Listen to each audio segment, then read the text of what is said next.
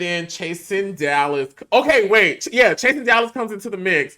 But really, you have been trying to get on Chasing Atlanta for years. Talk about Chasing Atlanta real quick. Hold on, bitch. Let's not say I was trying to get on Chasing Atlanta because I was not trying to get on Chasing Atlanta for years.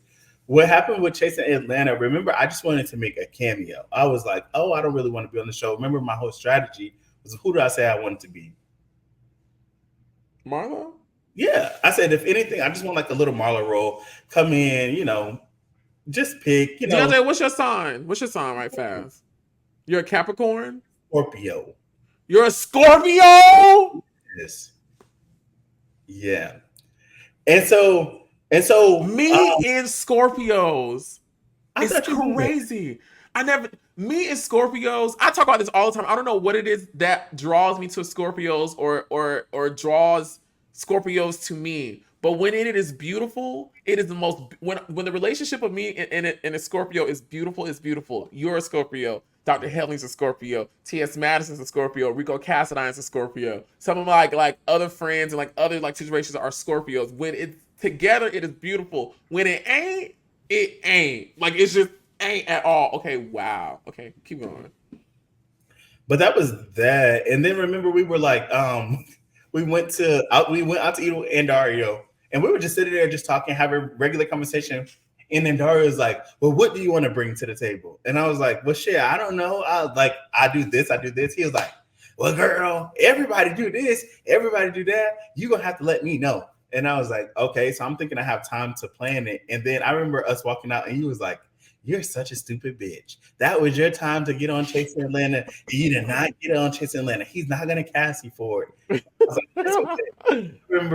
I remember literally to that day I did something. I had seen Andario out, and I was talking to Andario, and then he was like, literally, first thing he said, what? You trying to ask me about Chasing Atlanta? I said, no, I was just coming to speak to you. He was like, oh, hey, boo. And so I'm like, okay, but I remember you called me. You was like, look, this is what we're going to do. You're going to come film some scenes with me. We're going to get you in there, and then, next season, if you want to come on, you can come on next season. And that's what we did. It was fun. Like literally the cameos in Chasing Atlanta were fun for me. I just want to be like, in a mix, do little shit. Yeah. But yeah. We're not gonna also talk about what you did at the table that like what I do. So when Dario's asking him like what's your storyline, this nigga grabs me. And like, I won't say you kissed me. I won't say you went as far as kissed me, but you did something where I was like, visibly like, nigga, like what? Like, what do you? You were basically inferring that you and I would have some type of romance going on, right? Which still at the time it was still a little, it was sticky icky. I mean, it was normal, but it was still sticky icky a little bit. I'm like, nigga, I'm not gonna do this with you. Like, what the fuck? What I remember is, I feel like honestly, you're one of the smartest people I know. Thank you. And you speak so well. And when it comes to like how you view the entertainment business and how like you can do this, that can support this, and you take that money, you do it with this, and you get on these shows and you do this and da da da da. I just feel like you had such a great grasp on like what a reality TV show wanted. We had already talked about Chasing Atlanta. What I was sharing you with some things where like the direction of the show, what they wanted to see. Right.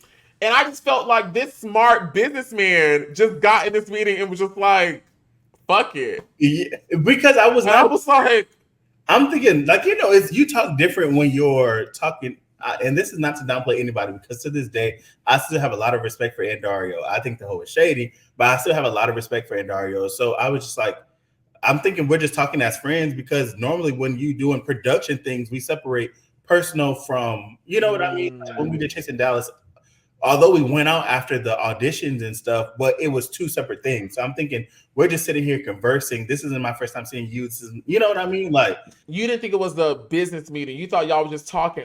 Yeah. So you know what? Now that you say that, that makes so much sense. Yeah. Because I know how to put up. So I'm like, that's why when you said it, I'm like, well, shit, I thought we were just sitting here talking. But see, the thing was, me and him went out because we were talking about season 5. That's when I signed my contract to come back for season 5. Yeah. Because officially come back, like talk about like my storyline and all this other stuff. Yeah. Had I left for Had I gone to Manchester? No, you were about to leave. I was That's about to leave. your stuff early because you were about to leave. Yes, and I took the photo of him and I posted. Guess who's coming back to chasing at that time. So I guess in my brain I thought, well, if I'm here talking to Andario about da da da da, now he's asking you about, okay, well, if you do join the show, what would you do? I'm thinking, okay, Deandre, he finna hit him with a 1-2. He finna talk about how he know this hoe from back then, and he know this, and he know this, and this what he want to do, and this what we finna do. And I just felt like, you was just like you said, you was just chilling. I was like, now wait a minute. Which is probably where did I really call you stupid bitch? I had to be playing. You really did. Because I was like, okay, damn, is it that serious? He was like, yes, because now you're not going to be on the season. And I'm like, oh shit, I didn't know. But because I really wanted you on. It was like something. It would have been something fun to do, but at that time, remember, I was really trying to get into property and stuff, so I wasn't really stunting it. But it was fun for what it was worth. And then, okay, you want to talk about Dallas? Okay, yes. Let's talk about Chasing Dallas. We're officially now talking. Okay, so guys, we gave y'all that entire backstory to get y'all to what y'all now are seeing unfold on Chasing Dallas. Yes. So Chasing Dallas, literally, it came from that picture I took. Remember, I had just moved to Dallas, and I was just trolling, and so I put had my heart broken in Houston. Which I didn't know you were leaving Atlanta. I looked up, and you were gone, and I was deeply offended. I didn't tell anybody because remember me and you were like talking on and off, and I wasn't quite sure if I was going to be in Dallas or not. And then I remember he was like, what's going on? Because when I dip off the face of the earth, I'm trying to like move and make things shake. And you were like, well, don't cut me out. Remember you were mad at me about your birthday? That's another story. Yeah, because you were like, oh, I was there for your birthday. You weren't there for mine. And then you had like blocked me. We were literally on the phone arguing. Yeah. And he was like, we arguing? And cut you off. Oh. Yeah. Wait, what I said? Give me a reason why I shouldn't cut you off. Yeah. You were going off. But I digress. So I had moved to Dallas. But what were you doing? Just don't say I was going off. What did you do? No, remember, I was being nice to you. I'm like, because I kept calling you, and you were like, why? You was like, you keep calling me like we friends. What's going on? I haven't talked to you in months, nigga. And I was like, because I'm trying to do XYZ. Yeah. That sounds like me though. Go ahead. I had moved to Dallas, and remember when I came to Dallas, I did we go to Denver before? We went to Denver before we started doing Chasing Dallas, right? No. Yes, we did. But I think you had already. Yeah, we went to Denver. Yeah. So before Chasing Dallas, yes. I had already started inquiring about doing the stuff for the lounge. Remember, because when we went to Denver, that's when you and I had the conversation about doing everything with the lounge. Doing the lounge. And so when I did the hashtag, I forget, somebody wrote me and was like, hey, are you doing this season of Chasing Dallas? I was like, no, because I remember at that point, I had never watched Chasing Dallas. I had just seen Atlanta. Mm-hmm. And so they were like, are you doing Chasing Dallas? And I was like, no. And so I looked into it. I was like, oh, well, remember I called you. I'm like, what's going on with Chasing Dallas? I thought they canceled it. You were like, yeah, they did cancel it, but they're trying to bring it back, yada, yada, yada. If you want to do it, reach out to Markel, all that stuff. So we were just playing around, and somehow or another, Markel liked my picture. That's what happened when I did the Chasing Dallas. And so Markel liked my picture, and me and Markel started talking on Instagram. And he was like, you dragging your feet, either you're going to do it or you're not. We have the audition times this weekend, whatever. So I was like, fuck it, whatever. You're going to be here. Let me go do it. Mm-hmm. And so when I was contemplating on what I wanted my story, like what I wanted my chase to be, because remember at the time, I really had like a whole bunch of shit going on. Mm-hmm. That's when the whole stuff with my dad taking the money and all that stuff. So I was like, damn, do I really want to do this show? Let me just try it. It's not going to be bad. I've been around the Atlanta girls, and I know, it gets crazy, but it's not going to be too, So I did the audition, and we can be honest, right? Yeah. And remember, you were like, if you do this show, you're going to have to work because they don't believe in you. They don't think that this is going to happen. Mm-hmm. Gotta come with it. And so I'm like, okay, cool. Okay, hold on. Okay, let me jump in before we move on. Okay, so Chasing Dallas auditions come up, right? And I find out Deandre is in Dallas. But by that time, we kind of like, we had that discussion. I don't remember it being an argument. I feel like if I was saying, give me a reason to cut you off, I had to be joking. I don't think I was going off. Yeah, no, we were just bickering. It was bickering. Oh, okay, got you. But like we got back on another like a nice ground, right? And so again, this is my friend. We talk about business, and Deandre has always come to me with ideas and be like, "Oh, I want to do this. Let's do this. I think this would be great. This is how we can do this." And I think very highly of Deandre. So I'm like, "Okay, shit. Just show me the way. Let's do it." And so I've always expressed to him how I feel like people have come on Chasing Reality and have really missed out on the opportunity to really make money. Like this is a niche audience of roughly, let's just say 75 to upwards to like 250,000 people watching weekly. You know, the show, I know the type of money I've been able to make and what I've been able to do on the show. I'm like, if somebody else just like really comes in the show and like really works it, you can really like really jumpstart something. And so to me, my friend sharing that he wants to now open up a lounge, I'm like, oh shit, nigga, that's amazing to show on Chasing Dallas. Right. And I know this is going to be a watch season because everyone wants to see what the show is going to be like now that Reese's gone. Markel is doing it. It's going to be new people. This is going to be really, really great. And so I was like, yeah, nigga, you need to get on the show because we got a lounge to open up. And then that's where you then audition. So what he's talking about is I was there for the Chasing Dallas auditions. Markel and Dario don't want to give it to me. I just remember standing up and explaining why everybody who got casted on the show should be casted. And I wrote out the whole thing. I was like, this person is this person is this, da da da da da. His mama was in there, and his mama was like, right. Anyways, Markel and Dario did not like Deandre. They did not want him on the show at all. And I like fought. I was like, yo, no. Y'all gonna put him on the show, okay? Y'all gonna put my friend on the fucking show. I don't give a fuck. Y'all better this is my card. This is listen to Oliver. Put him on the show. Cause I know my friend gonna go in there and kill it. Cause bitch, we got a lounge to fucking sell. You know what I'm saying? Okay, there you go. And if they did not like me until it was, we taped out of order.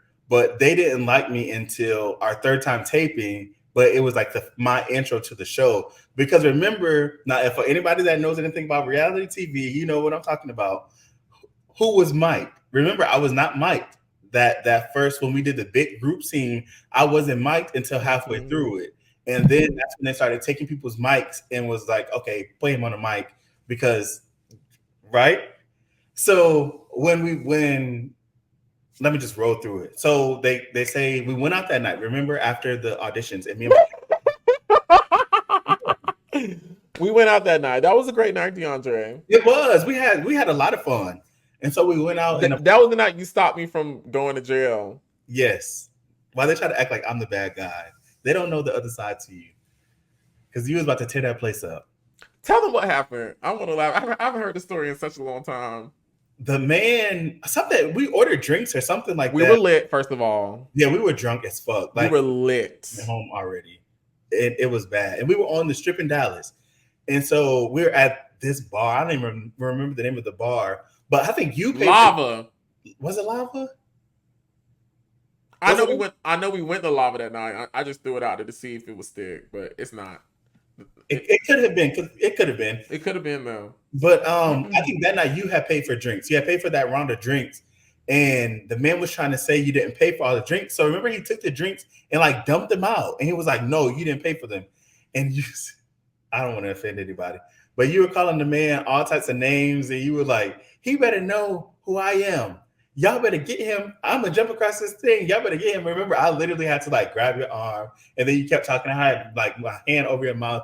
I'm like, Eddie, stop. You was like, y'all better get him because Florida finna come out. Florida finna come out. I'm like, please, man. Remember, I had to literally drag you to the other side of the club, and then I had to go find the manager. And I'm like, can we please just get our drinks so we can go? The man gave us the drinks, and he's like, I'm so sorry, yada, yada, yada. And we got the fuck out of there. Yeah. It was crazy.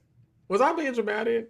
A little bit. It was justified, but the names you were calling him was like, oh. Yeah, it was bad. Yeah, because I felt like even before they heard us, they was trying to like punk us. Like we was just in there. Because and I'm like, in a white establishment. We was black and white. I'm like, bitch. And I do remember me saying something like that. And that's when I was still drinking Hennessy and vodka on the same night. You know what I'm saying? And I probably had ate a gummy. You know what I'm saying? You definitely ate a gummy. Yeah, and I was like, "Oh no, we're not gonna have this go down." You know what I'm saying? I just gave you like $100. Yeah. Yep. And he was like, "Give me my tip back." Yeah. That man had made me upset, and I just remember you being like, "Eddie, listen to me. I need you to stop." And I was like, "All right, I got you." And we had that. Get him. You better get him. I'm like, I got this, please. But yeah. And remember, we had that hot dog outside. Yes, the from the hot dog cart. Oh my Yes. God, yes. I need to go out. I haven't been out in a long time. Come to Oh, Dallas. we'll see by the time we end this conversation. Okay, so you get casted. I'll let you know. I'll let you know before you were supposed to know, because I was gonna tell you. Yeah. But I told you, I was like, nigga, you gonna have to come in here and you have to do your thing. Like all the things we talked about, I need you to do. And it wasn't so much like go on the show and show out. It was just like, no, like be present, be known, be funny, try to, stay out the shit, I was gonna say that was your one advice. He was like, you could do whatever you want on this show, just do not fight anybody. Do not, like, if you feel it going there, go left. I'm not gonna fight these people. You've never seen me fight nobody. Like, fuck these people. I ain't never seen you almost fight that person after you locked my drunk self back in your little car and went back in IHOP. It was fun. I was like, Deandre, please, let's come on. That was different. He was being so disrespectful, and my tolerance for disrespect. I forgot about that night. I don't know where Deandre had took me out. We was somewhere. Deandre was always taking me out. Anyways, I was drunk and I was like, Deandre, please feed me before you drop me off back home. And so we went to the IHOP. Deandre fed me. We was at the table. I don't know what him and that man had going on. Like I said, I don't get in men business. I look the other way. I'm real serious about that. Deandre here, let him talk to him. I don't know what that man had did. Deandre politely, basically scooted my ass to the car. It was like cussing the man out, closed the door, and went back in and was cussing the man out. And like, I'm just in the car listening to Jasmine Sullivan in the rain, like, nigga, like, come on. So, yes, I had seen you get upset. So I was like, please, just go the opposite way. Like, don't get. I want you to be the example in the group. I wanted you to come in and be in charge of the girls. That's what I was telling you. I want you to. But I was giving you my way of how you become in charge of the girls. You lay low and then you rise up. Yeah. Child. Yeah. Ooh, that first night because remember we did our scenes before. We did it with the group. Which was so fun. It was so fun. That's how I was like, oh, this is gonna be a breeze, yada yada yada. And then I had met Kiki already. So I knew Kiki. I was like, oh, of course, she's not gonna be a fake ass bitch. We're gonna be friends. And I told her what, because remember Kiki we went to Morehouse together, and I was like, Kiki, watch out for my friend, please. Like y'all too, please for me, look out for each other. And so I knew it was so crazy because the person who I thought I wasn't gonna care for was the person who I like fell in love with the whole show. Mm-hmm. But I remember being on the little patio and I'm looking around and I remember I'm like, damn, I don't have on a microphone, but I remember Kiki holding her mic and was like, these bitches are on one, be careful. And I'm like, oh, I'm not studying nothing they doing, whatever, let's go into this thing. And as soon as I went into the room, I remember, and Dario was like kind of icing me out. Like he wasn't focused on me. He was trying to get the other girls into the camera, but he seen what I was saying the whole season. Snooze fest.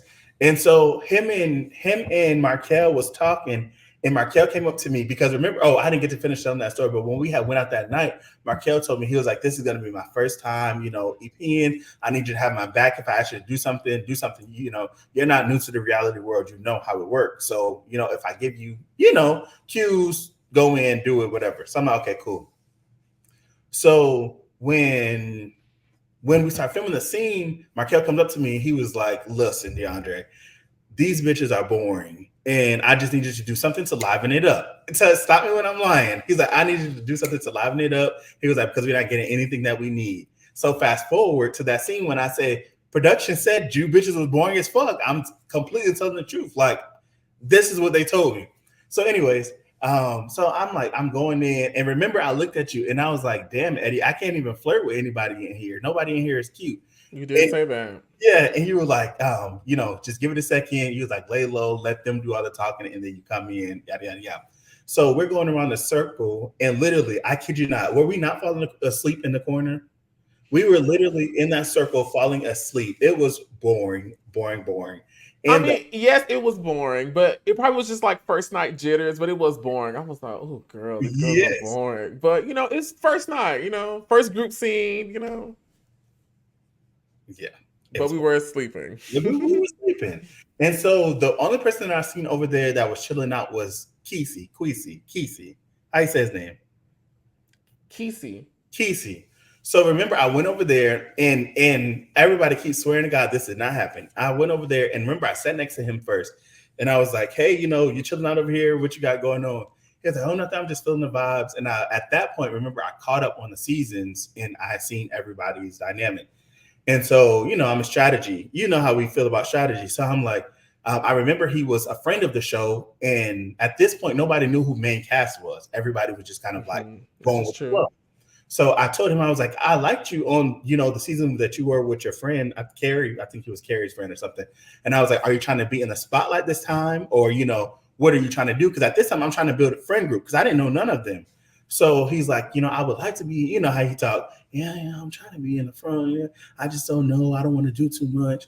So I'm like, okay, cool. I was like, well, when the cameras come on us, just roll with the punches. I got you. I was like, you don't got no boyfriend, nobody in here that like, nobody gonna try to fight me, right? He was like, nah, I'm chilling. So Markel, they start rolling the cameras again. So that's when I was sitting on his lap and I'm like, what you got going on? So they're like, let's do the circle. Fast forward, then they literally Dior $2 ass come in there and like start trying to like shake it up. Oh, he's a fan. It took everything in me not to tell him, like, girl, they didn't even want you on this season. You only got on this season because they sent you the information by accident.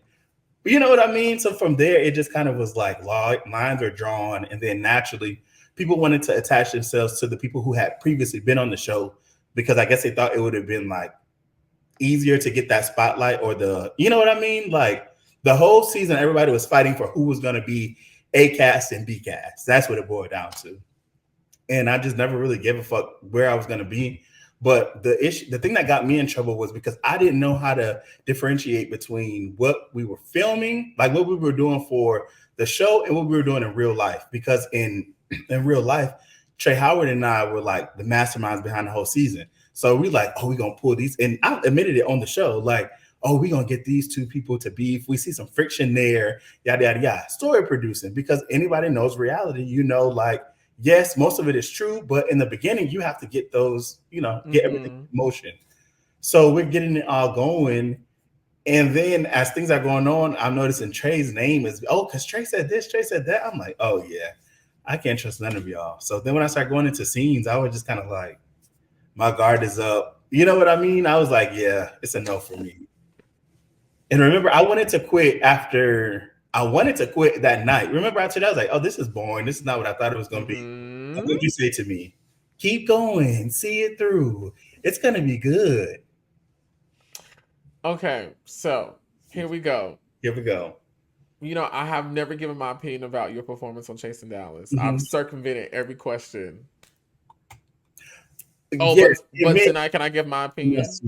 Yes, we got to talk about something else too, because it's something that you said on one of them after shows at the thing that had really pissed me off, and that was why I had distanced myself from you. That was really our falling out after Chasing. But we'll talk about that too. Yo, we'll talk about it. Okay, so when I was there filming with you, and we get to the group scene, remember Robert had done that like weird thing, and I feel I like didn't invite you. I don't know how it shows on like I don't know how it's being translated to the people. I don't know if people just like to see me get punked or whatever it is. But I'm like, I literally came in and I scooted to the side. Like I was literally chilling on the rail. Like I was out the way. I was literally out of the way. I wasn't trying to be seen. I wasn't walking around. This was DeAndre's thing. I'm just here because we had shot scenes. I'm visiting the show this episode. Actually, at this point, You weren't supposed to be on the episode.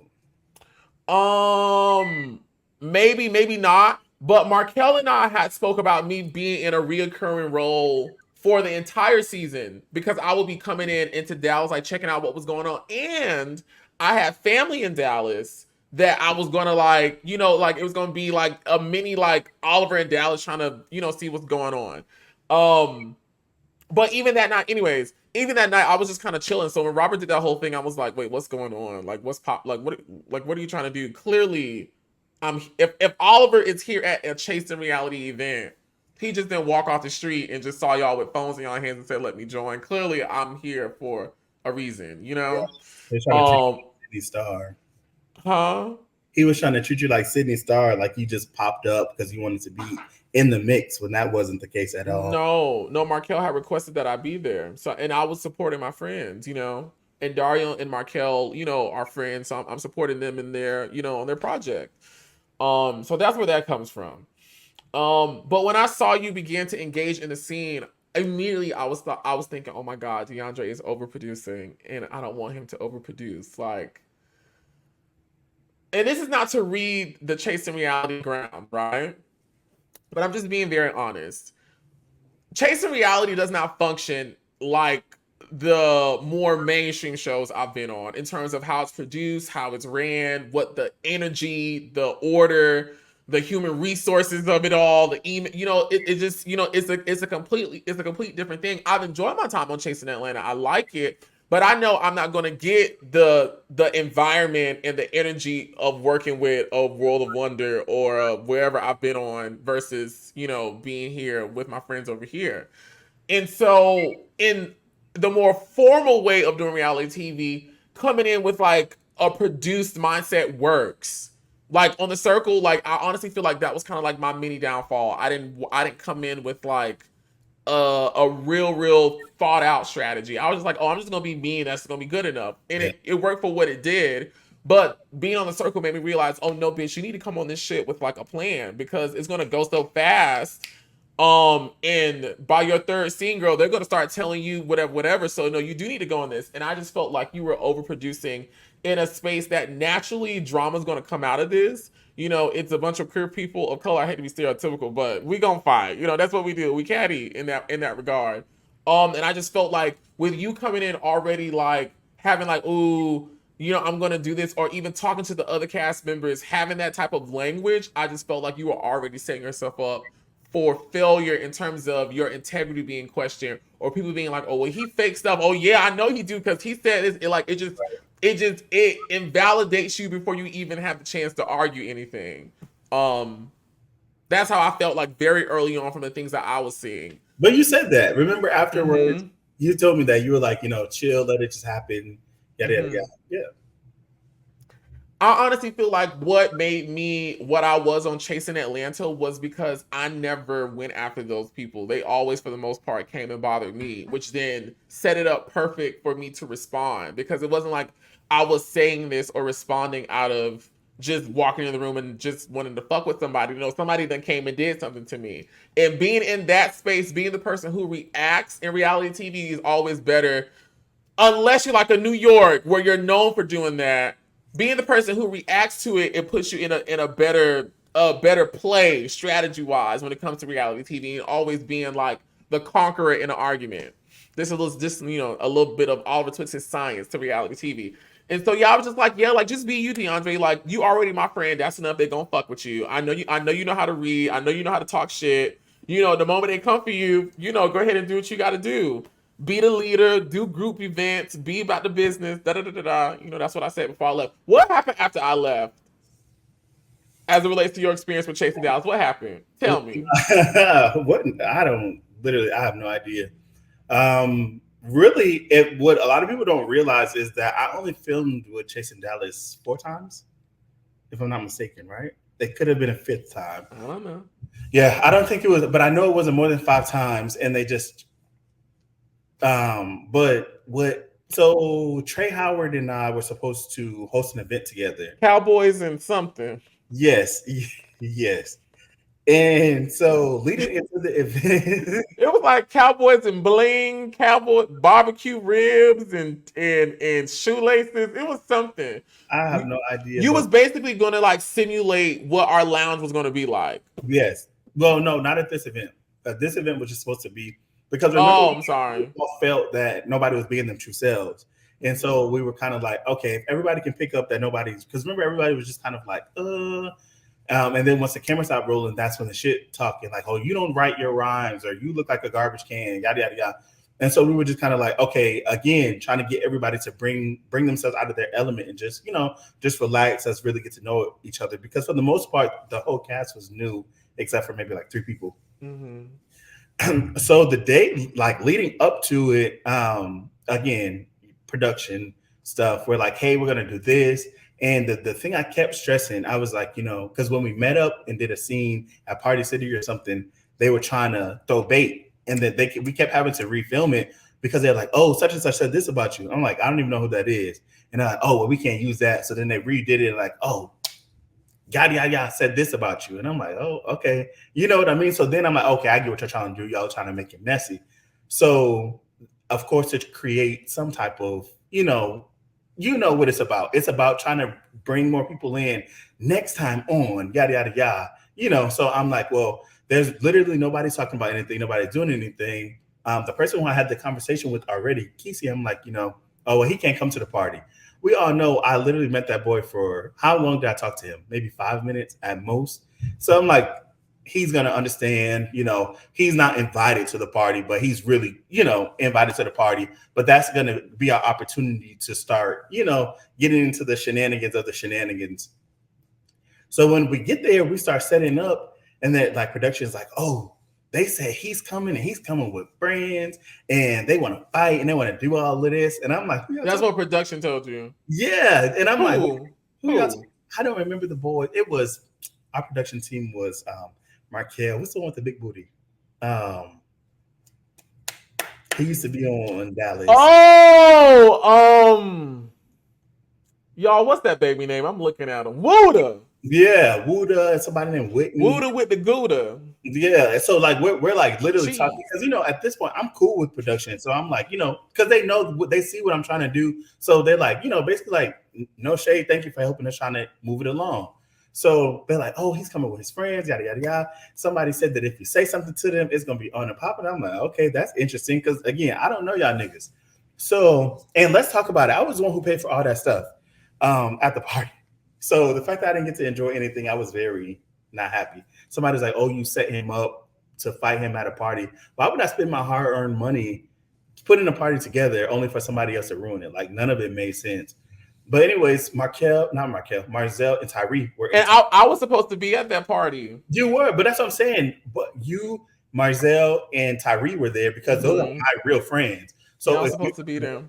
If you're going to take something about me in my life and what I'm doing, I want you to see me in my element with my real friends versus these people I just met, So kind of like when you see a real friend, something about it just makes you feel comfortable. And safe. Yeah. So like my friends were there and then Dior was talking shit at the last event. So, I called Marzel and I'm like, oh, he has a new boo. But last thing I knew, y'all were just kicking it, as of last week. So now. Wait, who? Marzel, the lights, Marzel, the chef. Your friend Marzel was kicking it with who? Dior. Yes. And remember, that was the whole thing. And then Dior tried to flip it. We're going to get into that. So I'm like, hey, y'all come down. It's not that energy. Let's just come down, enjoy it or whatever. So when we get there, they're like saying all this stuff. So naturally, as things are happening, I'm like watching how everybody's moving. And me, I keep my head on a swivel. And so they're like, oh, here he comes. So production's running downstairs to like record people coming in. They're like, oh, here comes Quisi, yada, yada, yada. And so if you see the scene, I'm walking out of the building. We had no interaction. They told me to come back in and like say hi to him and Astro. So I'm like, oh, hey, hi. Oh, he's nobody. I'm like walking down, still playing. In my head, I'm like, we don't got no smoke, no issue. But I hear Dior in real life talking shit. So I'm like, oh, so because they wouldn't tell me any names. They just kept saying, oh, he's coming. He said if somebody say something. And me, I'm like, who y'all talking about? So they're like, oh, we ain't gonna say nothing. We just gonna let it happen. So I'm like, all right, whatever. And so as I'm walking out, I hear Dior talking shit. I don't remember right now what he said, but he said something. And I had came back and I had like asked him, like, what did you say? And he tried to flip it. You know me, because I want to address the issue. Like, we don't need to be sitting in front of each other if we don't really like each other, because then I know, like, stay on my side, you stay on your side. But when I went and approached Dior, he's like, that's not what I said. I said the opposite. I said, I'm just going to let you talk or something like that. And I'm like, oh, okay, whatever. It makes no sense. So when I go downstairs and I come back up, Quisi and Dior are still in this relationship that I don't know. That whole thing was confusing. But they're over there like, and I literally out the corner of my ear, I just keep hearing Quisi talking like, yeah, well, he better not say nothing to me, and he better not yada yada yada. So I'm like, oh, you weren't there. I wish you were there. Because I literally kept asking Trey, I'm like, who is he talking to? Like, I'm so confused who he's talking to.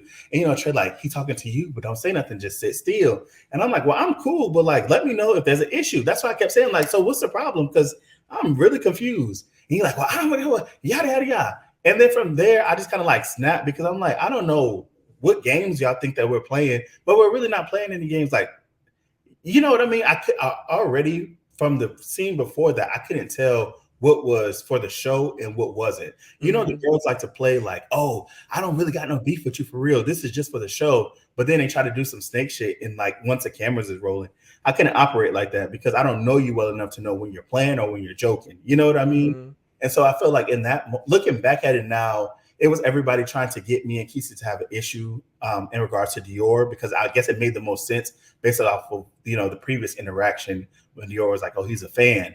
But it didn't make any sense to me because I didn't have any issues with Quisi. And you knew this because we talked about it after that. I liked Quisi. I feel like if anybody was on my like friend group, it was going to be Quisi and Kiki. So I'm like that, and you know what I mean? So that had just kind of like, it took me, yeah. And from there, I just didn't want to be a part of anything anymore. I was kind of like, I didn't like how they spun it because they're like, oh, Deandre's a monster. He ran up on Quisi. He started all this shit. He said this, he said that. And I'm like, I literally was around you niggas. Prior to that day, I was around you niggas twice, because that other scene, it was just me and you. So I'm like, you don't know me for y'all to be saying like, oh, he did this and he did that. When you hoes were just texting me on Instagram in the little group trying to film scenes with me, and I'm declining the request. But now that I don't want to film with y'all, now y'all are like, oh, you know what I mean? Like, oh, he's a problem. Let's paint him out to be the villain. I can handle the villain if it makes sense, but don't try to tell me that I'm story producing, I'm doing all of this, but yet you want me to story produce for you and you want me to follow along with your story. Just like until today, I never told anybody that Telly didn't have his real estate license. That's why we couldn't go in and not film anything, because me and Telly were supposed to go look at venues the day me and you went to go look at venues, except for Telly didn't have his stuff to go pull anything. So I'm just going with the punches. You know what I mean? So it ended up being more than what it was worth. And like I said, I have real stuff going on in life. Like, so not to say $30,000, they can say what they want, but $30,000 is a lot for me. And for that amount of money to be taken, especially from what's the $30,000 they talking about? My dad had took when I withdrew my money, the check got sent to my dad, and my dad kept the money versus depositing it. So already I'm trying to figure out, I'm in a new place. I literally used so much money to get to Texas. Remember, I left all my stuff in Atlanta and I started everything from scratch when I got here. So I'm like, already I'm starting being in Texas in a negative, and then I'm adding this chaotic group of friends who are not really even my friends. You know what I mean? It just started to be too much. That's why I was like, I'm okay with not being a part of this group. And then every time I would sit out and not be around them, then that's when production, mostly Markel, will call me and be like, hey, I thought we were better than that. Remember, this is more than you. It's about me too. And remember, me and you even had the conversation. I'm like, I don't want to let anybody down. So I'm going to keep trying to come around. But I literally felt like every time I would come around, it would be like, okay, here's Deandre. Y'all, don't attack him. Let him talk. Let him get it out. And then we sit down, and then it's like, but then when I react, they're like, well, you can't get mad, because if you get mad, then we can't spin that you're not the villain. I'm like, this shit is not real. I'm not, nobody in their right mind will sit amongst a group of, it was like 13 of them.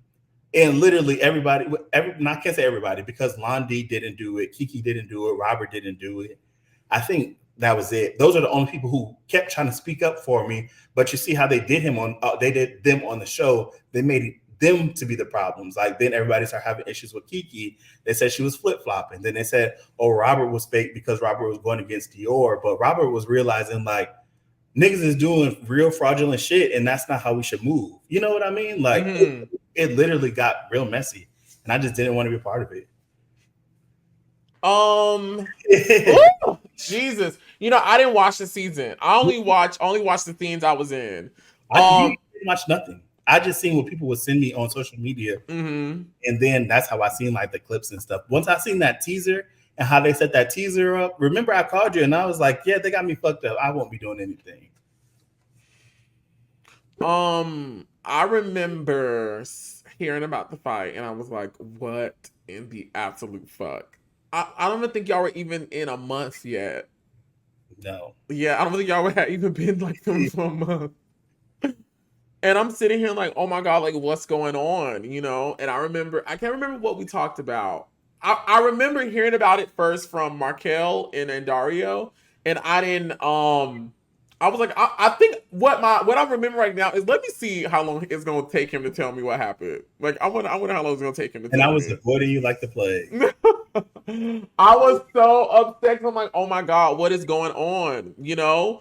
I forgot to mention too, another thing I felt like that you did early on that played into your downfall on the show was I felt like, now this is my opinion, I felt like you picked a fight with Teddy Lee in the beginning.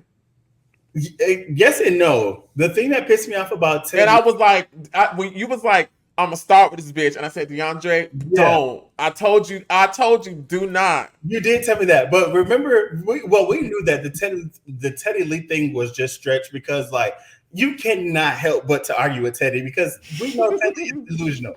And so it was, and even Oliver, please be my witness. After we wrapped the scenes with me and Telly, what did me and Telly do after the scenes?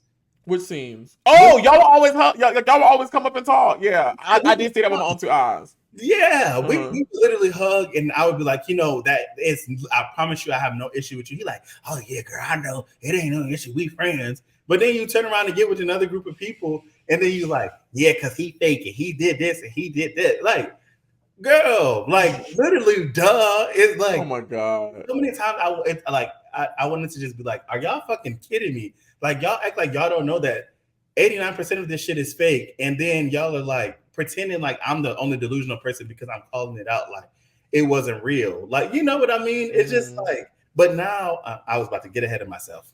Go ahead, go ahead. But hold on to it because we're gonna get there. Okay, so Hang on one second. again. But with Ted Lee, Mm-hmm. Ted Lee was just an easy target because yes, I wanted the drama, and I will be the first to admit when I did something wrong. Ted Lee was supposed to be like a boom, they into it just to get like first season, like, oh bitch, you know what I mean? Like, not they into it already, but literally Ted Lee kept dragging that shit on every episode. And then people tried to make it seem like it was me that kept arguing with Ted Lee. Every time I sat down, Ted Lee was like, yeah, bitch, because you want to talk about a hairline, you yada yada yada. And I'm like, girl, we talked about this 6 months ago. Why are we still on the same topic? But I'm like, I see what you're doing. You know what I mean? He was one of the people that I could not tell if we're are we doing this shit for the show or are we doing this shit in real life? Because then he even says, oh, because I ain't gonna fight you, I'm gonna get my gun. And then it's like, Not the gun. yeah, but then when I brought it up, I'm like, you literally said something about a gun. No, I didn't. And then everybody was sitting there and was like, yes, you did. You literally, they would pick fights and then be like, well, DeAndre, he started it because he wanted to story produce. Like, bitch, so did you. Right.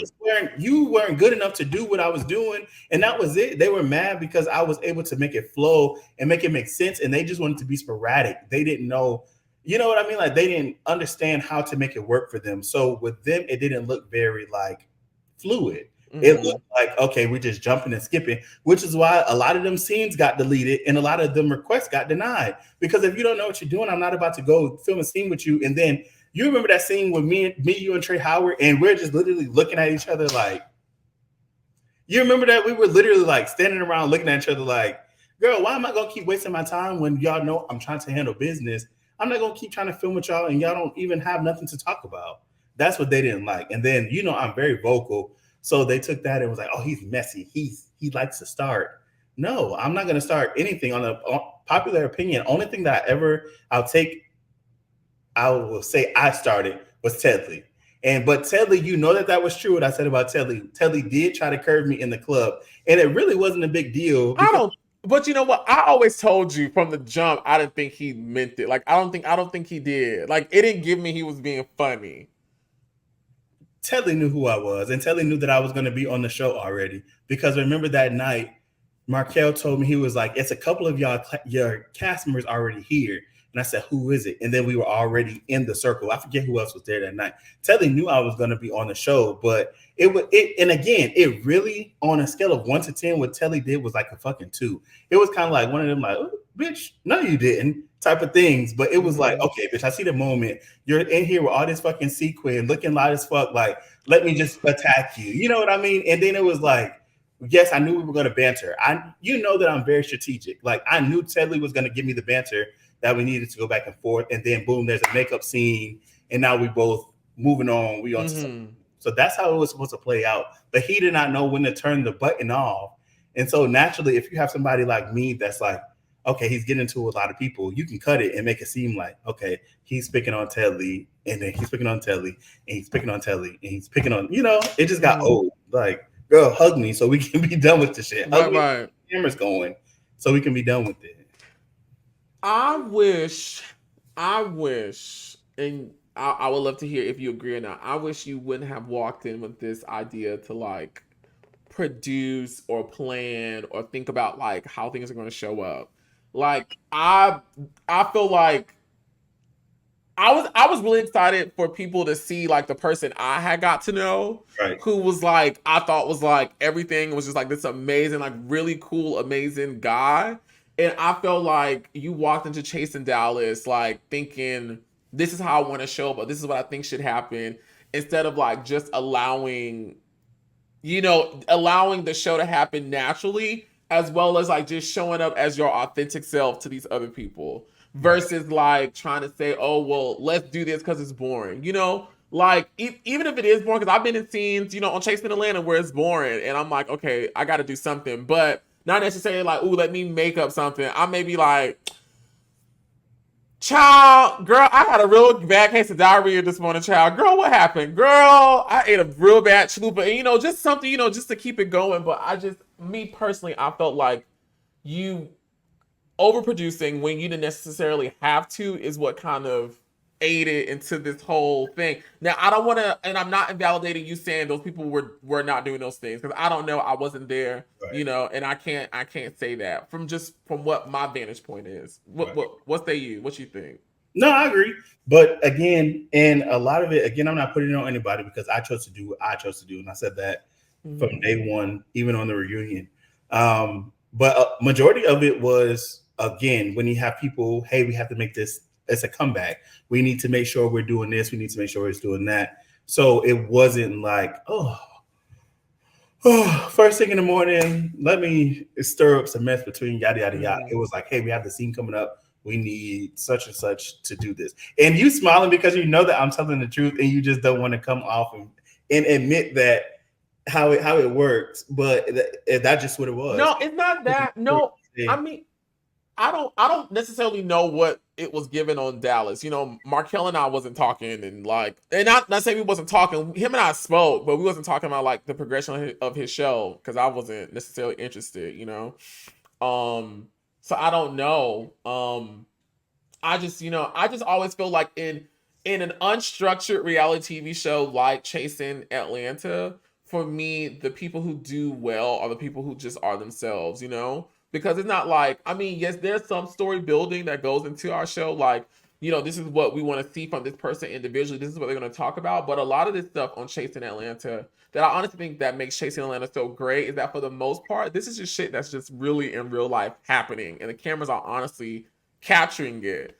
I think in the unstructured space, because we don't necessarily have the experience that we may have when you're working on a Netflix show, where these producers know about structuring, because bitch, we got to turn the show in 2 weeks because it Exactly. got to go to the editing room and we got to move on to the next show. So yes, you must go into this way, y'all. I tell y'all all the time, when I did that show on WeTV, my mind was blown about how reality TV is made. Like, blown. My mind was blown. It made Well, me so emotional. well, when I say that, people are always looking at me like, "Oh, Oh you yes. don't want to admit that you're in the wrong." I'm like, if y'all literally could see the shit that is real, and again, I don't want to drag them because I know they have another season rolling out right now.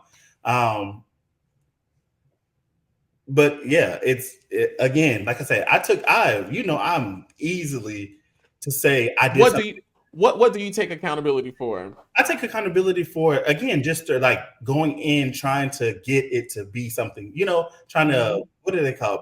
Be the puppet master versus just Mm-hmm. letting people be themselves. But then Mm-hmm. when when I feel like that led to people trying to rebel against it or trying to do the same thing, and then it like backfiring. Like, okay, so he's already labeled himself as this, so now it's easy for us to play off. Or then they see like, okay, well, we know if we mention yada yada yada, this is gonna trigger him. So I'm gonna say some smart shit before they start seeing, before the scene starts going, and then we walk into the scene, and then everybody's like, oh, he came in mad, not knowing that prior to the scene, you know what I mean? Like stuff already led up to tension building. Because a lot of the times, I would go into the scenes that I did film. I would literally go in there just be chilling. You know how I am. I'm really quiet in real life, and I think people don't understand. You are quiet. Yeah, I'm really quiet. So like I literally used to walk into the scenes like singing the K Michelle song in my head, and then they're like, "Oh, there he go over there. Oh, his fat ass.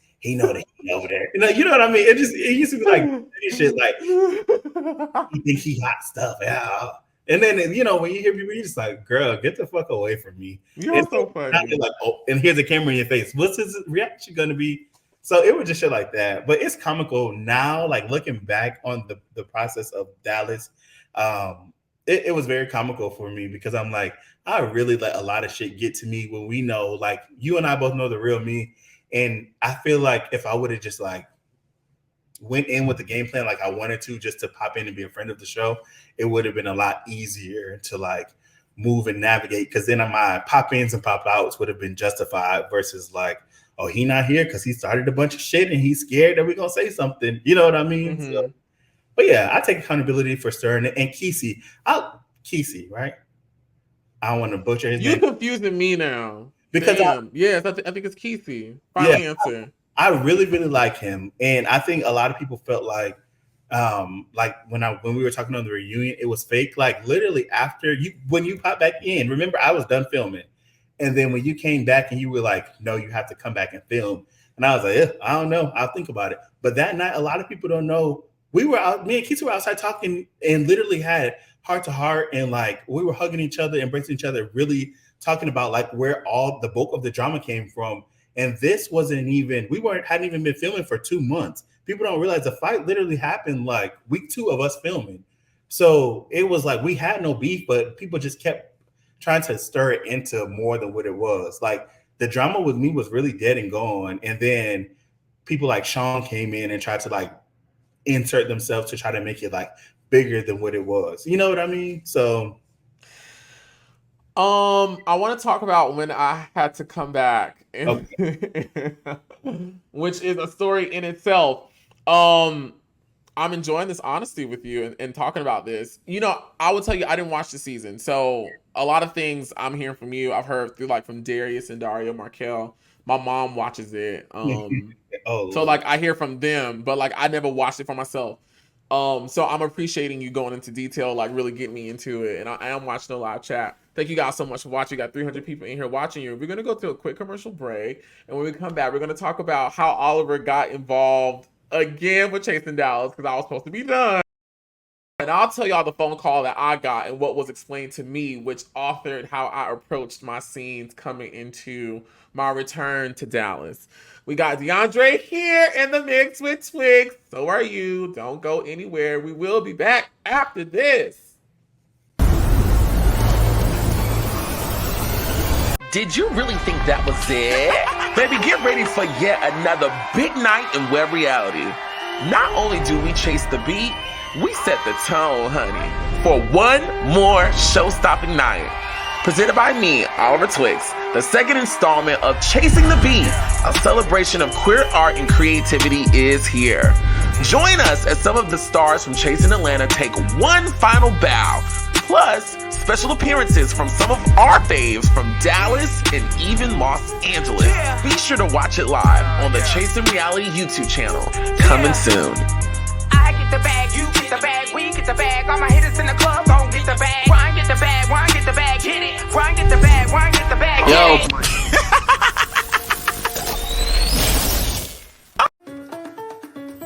Pack your bags because you are invited to the Twixt Takeover in the Dominican Republic, hosted by your favorite nerd, Oliver Twixt, from October 10th to the 14th, 2024. It's a 5-day all-inclusive stay at one of the finest 5-star resorts in Punta Cana, Hotel Rio Republica All-Inclusive Resort. Treat yourself to a luxury stay with beach access, fine dining, unlimited food and drinks, on-site attractions, spa amenities, and daily activities hosted by myself and my other co-hosts. This also includes a free masterclass on business, content creation, and social media marketing.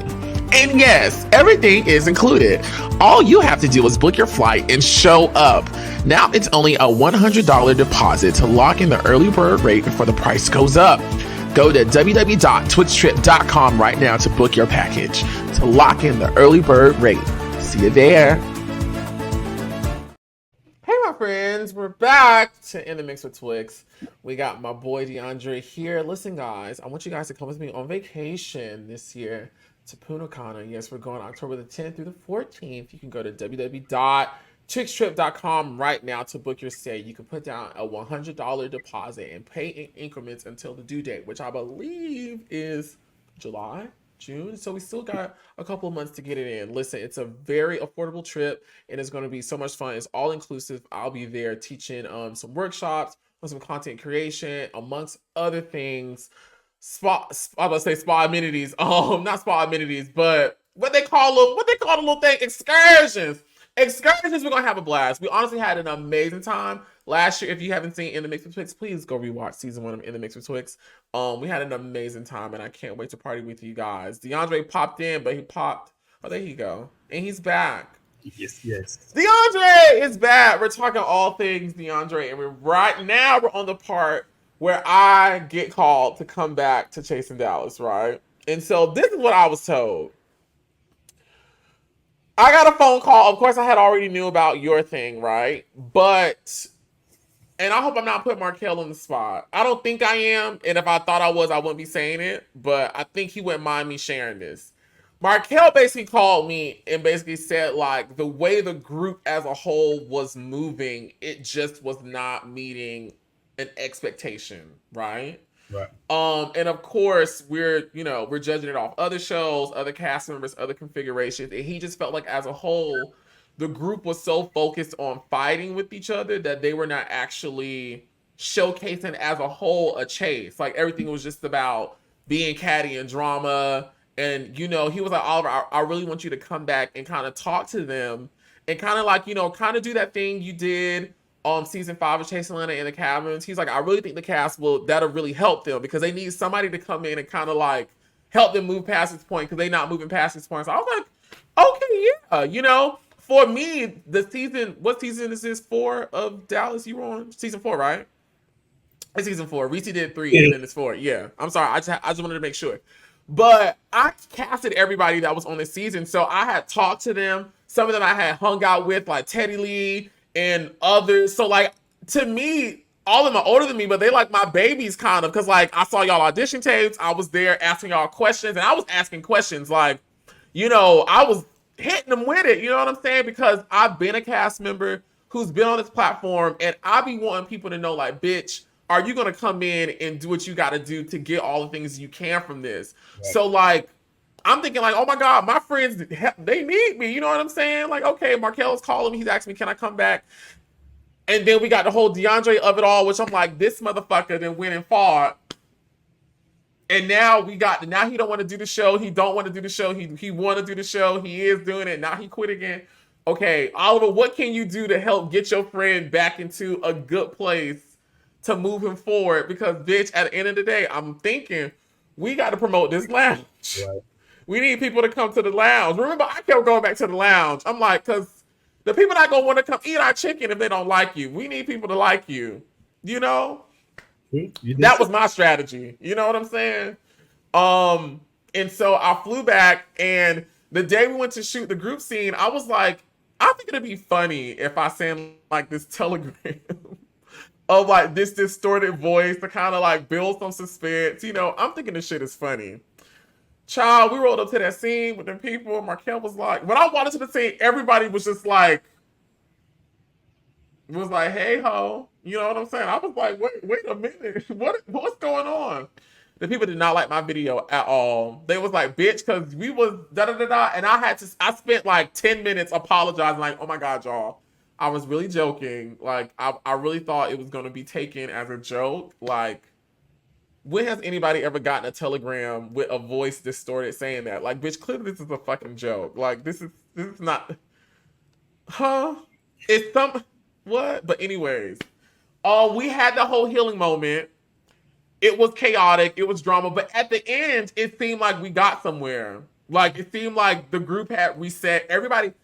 Now, after we finished the scene, people came up to me and said they loved it. You know, now what they said on the show and then they green screen was one thing, but everybody came up to me and said how much they really enjoyed it and how much they really appreciated it. Markel really liked it. Like, everybody in the room really liked it because the mission was accomplished. Everybody had kind of forgiven each other, had got was talking. Y'all was taking pictures. Y'all was slapping fives. I leave. What happened? Well, I just did a comment that made me laugh. We know that after that I was done. I quit the show. I was like, yeah, no, it's over with. And then you and Markel kept calling like, you know, we need you. You know, you got to come back. You got to do this. Yada yada yada. So I know you had quit. Yeah, remember I was like, I'm not coming back. I was done with it. I didn't know you had quit at that point. Yeah, that was the first time I quit. And I was just kind of. I didn't know that. I thought after the whole therapy thing I had did that you was like back in it. No, I was. Oh yeah, remember I had quit prior to, and then that's when you came, and then you were like, well, we need to get you back in. Whatever we got to do. At least I just really wanted you to leave. If you was gonna leave, I just didn't want you to leave. Like, just be done. Just be done. Like, he done fought and now he out. At least let's have this moment where people can hear you out and hopefully we can get to some resolve. So even if you don't come back after this, right, at least we got a resolve. At least it ended on a nice note. Right. And but again, you knew my mindset was like, I was over it. It was just, it just wasn't anything. So then when you came and you were like, you know, hear them out because it's probably more to the story than what you think. Because remember at that time I was like, you know, they're moving weird and I'm not really necessarily seeing how they're picturing me. I'm just thinking of my feelings and how I'm feeling at that moment. So I'm like, I really don't want to go. But when you came, you were like, you know, for me, at least try, hear what they're saying. So when I walked in, I remember I walked in before you. And when I walked through the door, they're like, bitch, did you send that message? Because it's whatever. I'm like, what the fuck are y'all talking about? Like, you remember? And I'm like, y'all are tripping for no reason. Everybody was sitting in there like this, like, oh, like, calm down. It was too much. That's what I figured. And so that was funny. So when you came in, it was because remember when everybody was talking, I kept looking at you because I'm like, I really want to get the fuck up and walk out of here. And I'm like, oh, Deandre, just hold it. Just please. Yes. Because again, and even in the comments, it was funny because I keep seeing like, oh, he's not taking accountability when they don't really know what was said. We literally filmed for how long? And everybody for a while going in a circle, like, well, he never said I'm sorry. And everybody's like, he just said I'm sorry 10 times, and y'all are not listening to what he's saying. Like, I feel like everybody came there to put their 2 cents in, like, oh, this is my moment to make a cast, because that's honestly what it boiled down to. Everybody wanted to be heard and seen. So they were like, oh, this is my opportunity to say something.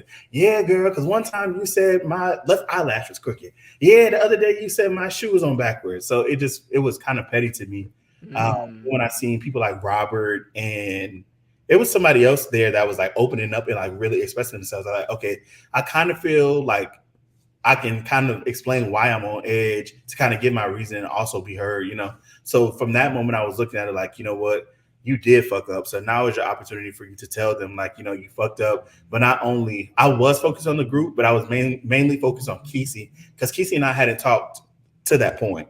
And so it was kind of like, I'm looking at somebody across from me who's really hurt. You know what I mean? And I'm not trying to say like he's hurt. Like, he was really shaky. He was really emotional about it. Yeah, he was. And I can feel him. I was like, ooh, baby. And I'm man enough to admit, like, you know, again, he was somebody on the cast that I wanted to befriend. So I'm like, it's not okay for one. Yes, the cameras are rolling. We did all the shebang and whatever. But as a man and me in real life, you know that's not how I am. I'm not a person to, like, just be mean to somebody for no reason. So and I kept telling him, you know, I apologize. So that was once we established we were cool, we squashed the beef. and decided to hang out outside of the chasing reality realm, I was okay with that. I can't do it. The rest of the group, I knew that it was going to be, it just was going to be, you know what I mean? It just was what it was. I didn't expect anything, but I was actually happy because that was the first time in a group setting where people actually like spoke up for me and was like, you know, y'all keep doing this. They did. So that felt good. But after that, like I said, I remember I was still done. I still didn't want to do no more of the show. And then you came and you pinched me and you twisted my arm and you was like, you know what? Now's your opportunity. Go to Astro's show. Just let it all go. Smile and let it be what it's gonna be. And what I did, Yes. I smiled. I went to Astro's show. I didn't say nothing. And then I literally walked in and it's like back with the shenanigans. So after that, I was just like, yeah, I'm good on it. It was like I wanted to show, you know, that I went on there to really, really show like what I was working on because we know I had like my whole business plan. I had my spaces identified. I was already. What you were working so hard on. I really was, and people. You were working so hard on it. Yeah, but it's like every time it came to be my moment to really even like show, like, okay, this is what I'm doing. Or, you know, I would be all in, like, okay, I'm gonna come back, I'm gonna show them what I'm working on so they don't think it's only mess. It's like every opportunity got overran by some BS. So then I just kind of feel like, why do I keep coming back to this if y'all are not gonna let me show you what I'm chasing, but yet you want to say, oh, your lounge ain't never gonna open, he ain't doing nothing with his lounge. How do you know? You're not giving me an opportunity to do anything. Y'all, when I tell you Deandre was working so hard on that lounge, like I would get phone calls, FaceTimes, like as he was walking through every step. I was so proud of him during this time. Like he was really like going for it. He was meeting with Dennis. He was talking to Dennis. He was talking to the regional manager. He's like, Eddie, look, I got the pamphlet, I got the menu, I got the price breakdown. We was really talking to the landlord. We was really okay. We would have to gut this LLC, like yeah, like he was really doing okay. I think I can do this to get this. Like he was really working on it. And so for me, as someone who's seeing the potential, like the actual tangible potential in this, like this ain't no Ponzi scheme. Like I'm seeing everything he doing, and you saying, if we open this bitch up, this is what we gonna get. Hell yeah, let's fucking do it. You know, like bitch, we trying to sit the fuck down around this thing. We ain't trying to just be around here just playing all day. And so remember though, at that time, more stuff because the Dallas is really small, and I don't think people really realize how small Dallas is. But when word has started getting out that because at this point they had dropped it wasn't the full teaser, it wasn't the trailer, it was just a teaser. And remember the teaser they had me find. They literally, and I asked them, remember I was about to do Squid Games, and I'm like, y'all, whatever y'all do, please do not drop this until I'm gone. Let me be gone filming Squid Games, and then y'all can drop it once I come back. No, they dropped it in like, I think I was leaving in February, and they dropped it at the end of December. And so like, I'm literally getting calls, even from people at crew. And they're like, yo, no, you have to clean this up. Like, this is not a good look. What are you going to do to clean it up? So that's the reason why I kept coming back to try to like step back in and like, cause you know that I was trying to like polish it up. Like you look, I picked up. I know y'all are going to air it. You have to air it because that was the highlight of the season. And I'm not even trying to be shady, but you know, I knew it was going to come out. You know, so I'm like, let me just try to work and, you know, make up for it. But every step of the way they were fighting me. And it was just like, that's not, and I'm not saying production was fighting me. I'm saying like the cast members was like, oh, here it comes. Because they knew, and I'm not trying to be funny, they knew once I stepped into the room or stepped into a scene, I was not going to be scared to go back and forth with them. It was other people who were going to just like let them have it or do their 1-2 and walk away. They know like, you're not going to punk me. That was my biggest thing. Like, feel about me how you feel. You can think I'm big, black, ugly. You can say whatever you want to say, but you're not going to do it and think I'm just going to take it. You know what I mean? And they knew, they seen me. They were like, here he comes. Watch this. I'm finna get him. You know what I mean? And then every time it was just like, I was just taking a bait until crew. And then after crew, I was just like, y'all came into this place that I'm literally to be, because that you, and I'm jumping all over the place. But you do know that night in Houston, when we all went to Houston, I literally was on the phone handling everything for us to be able to film. You know, you can't film in there. And I wish Markel or and Dario was on the thing to admit it. When we went in there to get everything ready, they told them they had to get out. They were like, you cannot come in here. You can't come in here with the cameras or nothing. I literally had to go up to the guy. The manager was in there. And he was like, no, that's just our rule. I literally had to go out, call Dennis to get the owner's number, and then ask the owner. I said, hey, I'm trying to document this. It's a show that I'm doing of me opening up my crew. Can I film? They were like, no, you can't film. Yada, yada, yada. I said, well, what if we just go to the back patio? They was like, go to the far back where nobody's going to be in your shot and you can film. And that's how we were able to film in there. So I was literally like working to try to show what I'm doing, even when I'm talking, like, hey guys, this is what I want to do. I've been to a crew before. And yeah. Like, shut the fuck up and let me have my moment. Damn. It was crazy. It was too much. They did call me when you did that thing at crew, and babe, when I tell you I keyed so hard, I laughed because I said, I know this nigga. This nigga said, that's when I knew you was over it. I was like, if Deandre went out to a crew, to a public place, and was like, y'all take care of the bill, I'm out. I was like, oh, he over it. Like, he is officially over it. And you didn't film no more after that, did you? No, that was my last, when I walked out of there, because Markel came and was trying to get me to stop. And I was like, no, I'm not, because y'all are in something that I set up and my name is on this. And you know what I mean? And at that point, I had my partnership agreement, everything with crew. So you're not about to fuck up something that I have going on that costs real money. You know what I mean? It wasn't $250 to get in here and do this paperwork. It just was too much. And at that moment, I realized, like, no matter how you try to spin this, no matter what you do or what you say, it's always going to be drama and chaos amongst a group. And I just walked out. But a misconception that they had is that they kept trying to say I left them with the whole bill, which was the hilarious part of the funniest part of it, is because when we were in there, I had the conversation. And again, I didn't watch the season, so I don't know what all they showed, what they didn't show. But I was asking, and Dario and Markel, I'm like, hey, this is my event. And now they're switching it because I talked to the owner to get the area in the back. But they're like, now that you're back here, you have to pay for, I think, a bottle and hookah, yada, yada, yada, or something it was doing. And I was like, well, I don't mind paying for the rest of the stuff, but I wasn't drinking. Remember, I didn't want to be around that group. So I had literally flew into Houston and I flew right back out of Houston the next day. So I had already been drinking. I was going to do something else. And so I told them, I said, hey, why are you laughing?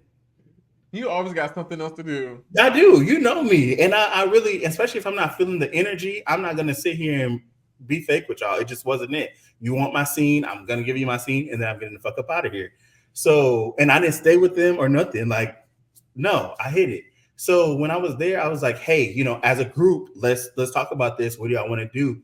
Do y'all plan on drinking? If y'all plan on drinking, they're saying that y'all have to buy a bottle. I don't mind going half on a bottle with y'all, but I'm not going to pay for y'all for a bottle if y'all decide to get a bottle because I'm not drinking the bottle. And they were like, oh, it's no problem. Don't worry about it. We appreciate you handling everything else. So then when I paid for the rest of the tab, I forget how much it was, but it was a couple $100. And then they're like, oh, because he left with the tab. Yeah, because you keep coming back into the section I put you out of. Security literally took, what's his name? Kishan out of the section, and then you keep coming back. It's like, well, you ain't stopping shit. You ain't stopping shit. You know how we work. You already know how we work. You think you're gonna run my section? If you're gonna run the section, pay for it. And I feel about that. Baby, and that's how Markel related back to me. Markel was like, he was trying and da-da-da-da-da. And then you said, all right, well, y'all got it. Yeah. Bitch, I hollered. That was so funny to me. And I didn't want to, Markel was updating me on like how you were doing. I didn't want to be calling you about the show because I'm like that's his thing. Like, I'm not his parent. I've done what I can do, what I've been asked to do. Like, I'm gonna let him work out his thing, because he got it. He don't need me to stand over his shoulder. And I'm pretty sure, like, there's more to the story. And bitch, I'm not there. It ain't none of my business. And I don't want to infringe on his shit, My focus is on the fucking lounge. Okay, so you film the scene, you don't come back. Let's talk about what happened to the lounge. What happened to the lounge? What's going on with the lounge? Update me with the lounge. I don't even know what's going on with the lounge. Yeah, I'm so happy that you said even you don't know what's going on with the lounge. So remember, I decided after all of that was going on, I was like, a crew, and this is not to talk bad about crew. I love Dennis. I thank Dennis for the opportunity. It just was not in my cards to do a franchise. And I had already been battling about what I want to do as far as like it being me, you know this, if I wanted to go franchise route or do my own thing. And so opportunity presented itself to do it in Ohio. So I just jumped on that. And right now I'm teaching. We didn't get into what I'm doing right now, I don't think. But so when I started teaching, I just kind of put my focus onto getting my teaching certification and just kind of like set it to the side, which was a reason you'll see it on this season of Chasing Dallas. Reason why I decided not to come back, because I don't think that I have did I spill those beans? Oh, you filmed for this season. Oh shit! Come on, what you filmed for Chasing Dallas this season? You know, the girls can say what they want. They can say I was messy, I did this, I did that, but they know that I was in everybody's storyline. Everybody had to have beef with me in order for them to be productive, like Little Astro. Oh my God. You know what I mean? Like it just was funny to me. So they just asked me to come back, and they did a scene where they were asking me to come back, and I just turned it down because again, I wasn't happy then, and I'm in a genuinely happy place now, and I just don't want the negativity. Sean and I met each other in the back streets of New Orleans. You told me. Baby. You told me. Yeah. And that was like, for me, that was a growth moment because I was literally with like a group of people. And so I'm like, you hollered that I was setting up people to get jumped. And this is a perfect opportunity, you know what I mean, for me to give you your dream. And then it was just kind of like, for what? You know what I mean? I'm going to give you this satisfaction for what? So instead, I just went up to him and I was like, can I give you a hug? And he was like, I don't want to fight. I said, I swear, I'm not trying to fight you. Yeah. I was like, I just want to give you a hug, like to let you know, like, I know what you were doing on the show and I know why you were doing it. I didn't like hype about it. But again, you wanted to make a name for yourself and now you have a name for yourself. So it was no bad blood. I don't have no bad blood with any of them. I honestly do wish them all the best.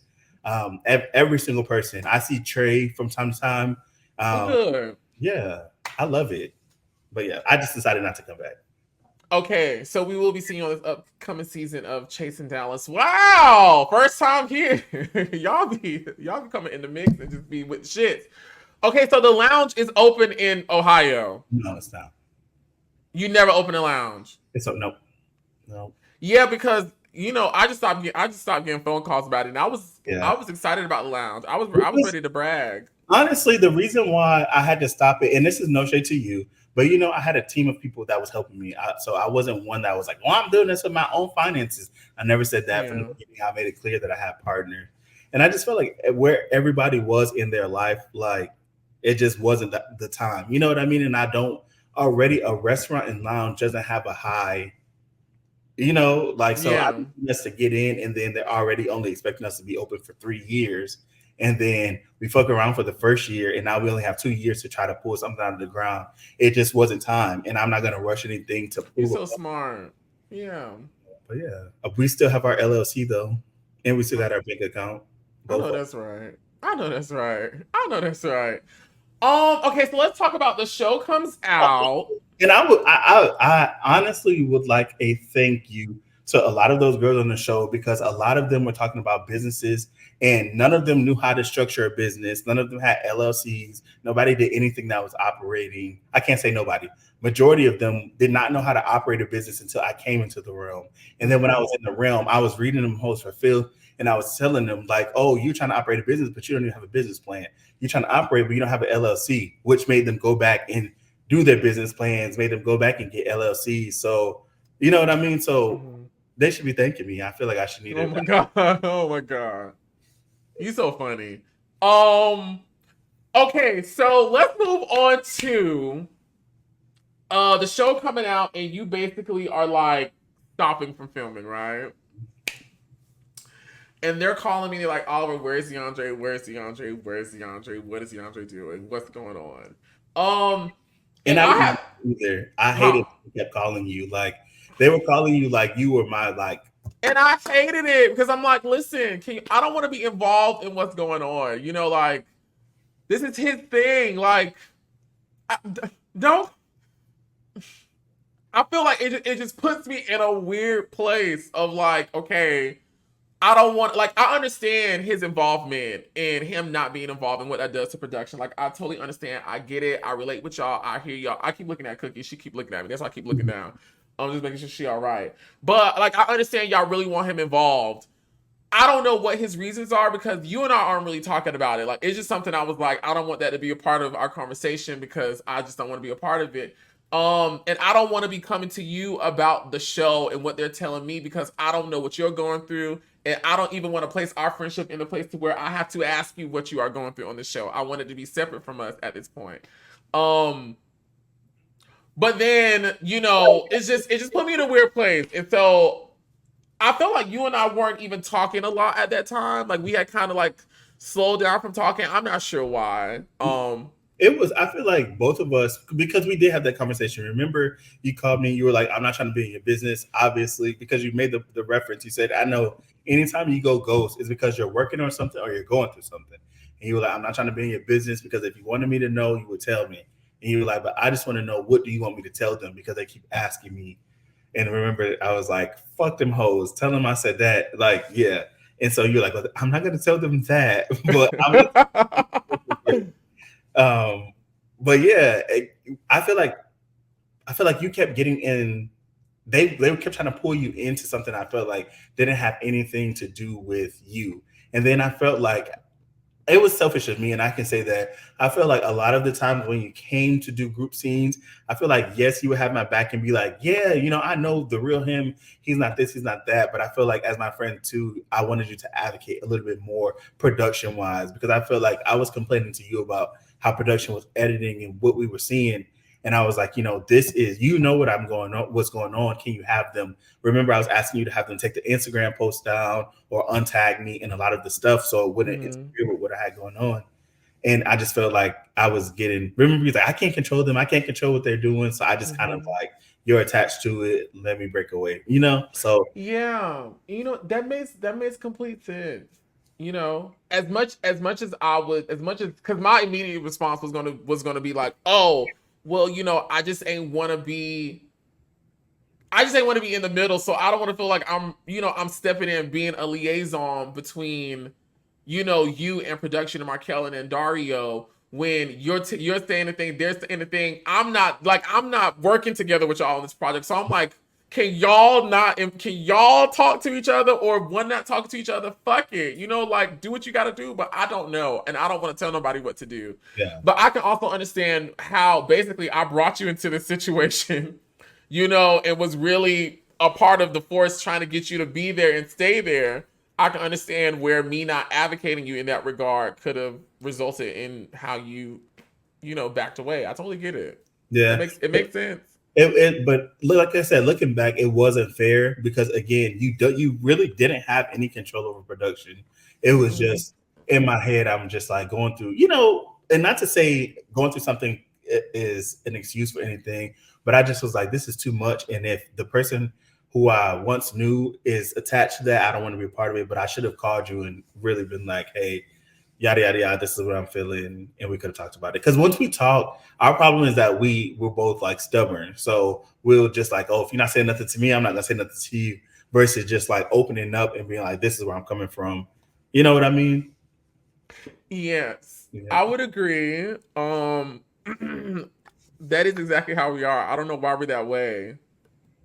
I don't know why. Why do you think that's the case? Because like we'll just stop talking and be like, well, girl, you know, whoever talks to whoever first, it'll happen, you know. I think because one, we don't want to hurt each other's feelings, first off, and then two, we don't like getting our feelings hurt by the other person. Because so when you develop certain relationships, you're so smart. That's exactly what it is. It's just we really do value each other in another light. Like when people ask me all the time, like, oh, where's your friend Oliver? I'm like, I don't know. But deep down, I'm like, damn, where is Oliver?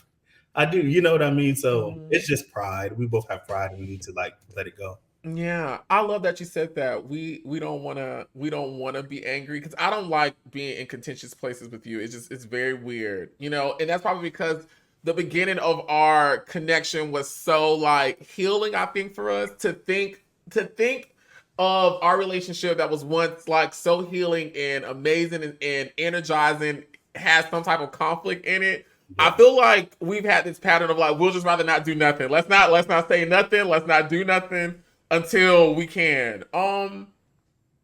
Which has its ramifications, but it does have a healthy aspect to it a little bit, you know?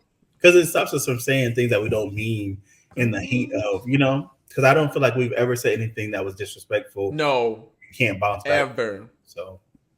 Well, you said earlier I said something on the Chase in Atlanta Live that you ain't like. What I said? Yeah. Oh, yeah. That had me hot. It was a lot. And now I watched that one. I think did I send it to you? I might have sent it to Markel and Tyreek because I was like, oh, it was you. That actually they wanted me to host that live. And I was gonna do it, but last second I was like, no, I don't want to do it. And so they put you, Dior, Telly, and somebody else on it. I don't remember, but I can find it.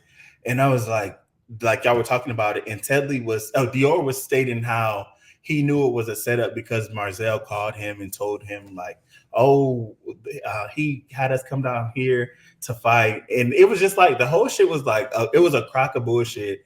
And I was just like, come on. First off, if you know Marzel, like you claim you know Marzel, like, you know, Marzel has never been in a fight in a day in his life. So for one, if I'm going to call people to fight, like I'm going to call my real Atlanta hood friends to come and fight. You know what I mean? Mm-hmm. And then for what? To fight Quisi, somebody that we already knew that I was already fond of. You know what I mean? So that wasn't adding up. But I felt like on the live, you were like, well, they said something about, you was like, that wasn't what I was told. I was told, yada, yada, yada, which was true. You told the truth in that part. And then they were like, but he lied about something. And he was like, I never known him to lie to me. But if he did lie, like insinuating that I lied about the whole situation. And I didn't like that because I felt like, yes, you didn't flat out say I lied, but you've known me for years and you know I've never lied to you about anything. So why would I start thinking about a fight if I wanted, if I would, for one, you know, that's not even my spirit. When you're into it with somebody or any of our friends are into it with somebody, I'm the peacemaker. I'm like, just walk away. Now, if they keep going and they want to like push the issue, then you know I got your back 100%. But you know I don't just going around arguing with people I don't know. That's just not a thing. So I feel like in that moment you could have been like, no, I'm standing tall on it. This did not happen. Or you could have got on the phone on either one of your phones and called me and been like, hey, Deandre, this is what's going on. Can you clear it up? And I'm like, you know, me watching you sit there and even your facial expressions, it gave like you didn't trust and you didn't believe in me when I feel like out of anybody, you really know me, you know? Okay. I receive it. I hear you. And that makes sense. First of all, let me start off by apologizing for my actions making you feel that way, because that was definitely not my intention. And they hurt you, so I'm very sorry about that. I do remember something like that. I probably wouldn't have thought to call you because one, me being there was because your ass wasn't answering nobody's phone. So my brain probably wouldn't have thought call him to get him on this live that he clearly doesn't want to be a part of.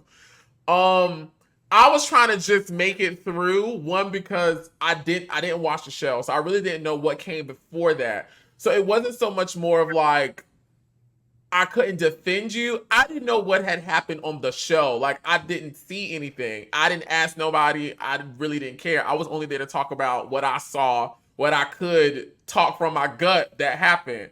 So when they were talking about lying to you, I didn't know what had been said. I don't know what had been shot. And I don't, in public spaces, I don't like putting my foot in my mouth or like having to come back and apologize and correct something. I'll always try to just choose a more safe jargon to get me through, just so I don't get in trouble later. Because integrity to me is everything, and I never want to be caught in a lie or seem like I'm supporting a lie. If I say something happened or something didn't happen, I want to be able to say it. So it wasn't so much like I was afraid to say you weren't lying. That's why I said, like, he's never lied to me. I don't know him to be a liar. But I just didn't know what else had happened that I didn't know about that, you know, that could negate. And, you know, like, I don't know. Again, it put me in a weird space where it's like, I don't want to make my friend look bad. And I'm trying to support him in the best way that I can stand on. But then I also don't want to compromise my own integrity with the people and speak on things or be caught in something that I don't necessarily know the full truth to, because, bitch, I wasn't watching the show. I don't know what happened. I don't know. I really don't know what Deandre said or did to y'all. You know, I don't know. I still don't know. You know, I only watch my scenes. So, and that's no shade. That's just my rule for all reality TV. I don't, you know me. I'll be watching Charmed and Harry Potter analysis videos and the Weather Channel and watching lizard skin. You know, like I'm not watching reality TV. I work there. I don't eat there. Anyways,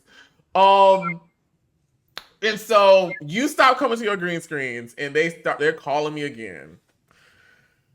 They're like, Oliver, what are we gonna do? What are we gonna do? And I was like, well, I was there for his green screens. I was there for those scenes. You know, if he's not gonna do it, just call me and I'll film some green screens for it. Because my first season of doing a feature on Chasing Dallas, I came in with the green screen. Even though I was only there for one episode, Reese G allowed me to have a green screen. So it really fit within the aesthetic of the show that when Oliver's over here on Dallas, he gets a green screen because that's what I've done before. But I just remember like I was trying to reach out to you, I couldn't get to you, and I was just like, I was getting frustrated because I'm like, I don't know what's going on.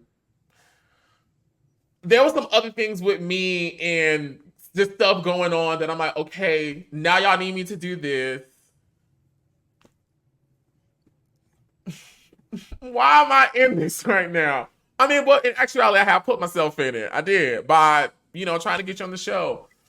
I did the green screens. And I don't think we've spoken since then. I don't think. No, the green screen was the final. Like once because you did tell me, you were like, if you don't do the green screens, they're gonna have me standing into the green screens. And then again, in that moment, I'm like, okay, here's another instance of you not having my back. Like if I say I don't want to be a part of it, I wanted you to be like, and again, it's me being so selfish, but in that moment, I'm just like a crybaby. Like, you like somebody, you think they like you back, and then you go on a date, and then you telling your friends, oh, he's the one, I love him so much, and he telling people, I don't fuck with that hoe. It was trash. That's how you felt. Yeah, I felt like. Oh, that makes me sad. I felt like if anybody was gonna have my back, you were gonna have my back and be like, what y'all are doing to him is crazy. Like, at least, can we stop some of the shenanigans? Because we all knew, and we're not gonna act like production didn't know that I was going to do Squid Games. So it's like, and I'm telling them like, hey guys, what y'all are putting out is hurting me more than it's helping me. Can you just hold off? Like, and it was just pushback. So I'm like, y'all are not giving me what I'm asking you to do, but yet you want me to come in and film green screens to further my, you know what I mean? I'm like, if I'm trying to tell the network people like, oh, I don't have nothing to do with that show anymore. And then you're still like, oh, but he just did a green screen. We know that you do green screens after you've completed the show. So I just felt kind of like I wanted you to be like, yeah, no, if he says no, we're not doing it. But again, that was me being selfish. And I did. I called you and we talked again, and you were like, I don't like this position I'm being put in. Can you go in and complete the green screens? And remember, I went in and I did the first set of green screens. And then I talked to Markel. Me and Markel had a good heart-to-heart. And he was like, I apologize. I understand where you're coming from. I apologize to Markel. Yeah. Everything was good. Like, we hugged. I was at his house. Like, we hugged. We went out, And then you said, fuck it again. Yeah, because I get back online and then I see like more, it's just more BS. And it's like every time I got on, and I would see the people who I was confiding in, and like, y'all knew what I was going through. Like, I was really in a low place. And I'm like, y'all, please have my back. And I feel like nobody had my back. And now I'm going to get like emotional. But that part was hard. I was kind of like. But see, I didn't know all of this was happening with you. Like, I didn't know that like this was having this type of emotional toll on you. And like, I'm really, really sorry that I didn't show myself like evident to be there for you, friend. But it wasn't your fault.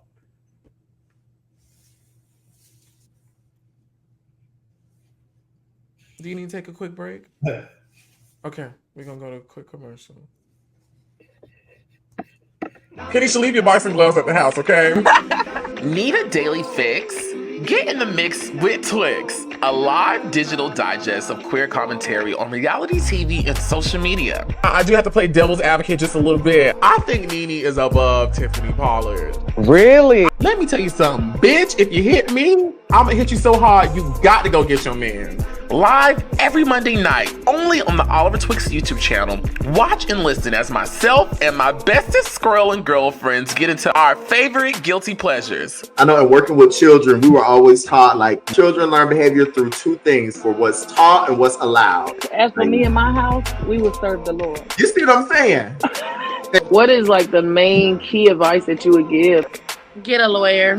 And you just never know who was going to stop by in the mix. You know what, Sam? We're going to go to you first. Let me say something right now. Just watching the show, my butthole was in a knot. Okay, so I'm gonna give you a lot, so buckle the up because I have so many opinions on this. Don't miss a good laugh and some exclusive tea. I have another phone call that I actually have recorded. I think she's still in the back, Dr. G. I'm waiting on her to get back on too. Get in the mix with Twixt every Monday night, only on the Oliver Twixt YouTube channel. See you there. Hey y'all, we are back. Oh, we had to take a quick little break. I'm enjoying what's happening. I'm thankful for you guys being here supporting us, watching this healing take place. I see you in the back, Dre. You just give me the thumbs up when you're ready. I can keep talking. You ready? Okay. So Dre is gonna come back, and we're gonna finish the things of the things. So a couple seconds ago, you got emotional and talking about where you were during that time. During that time while Chasing Dallas was going on.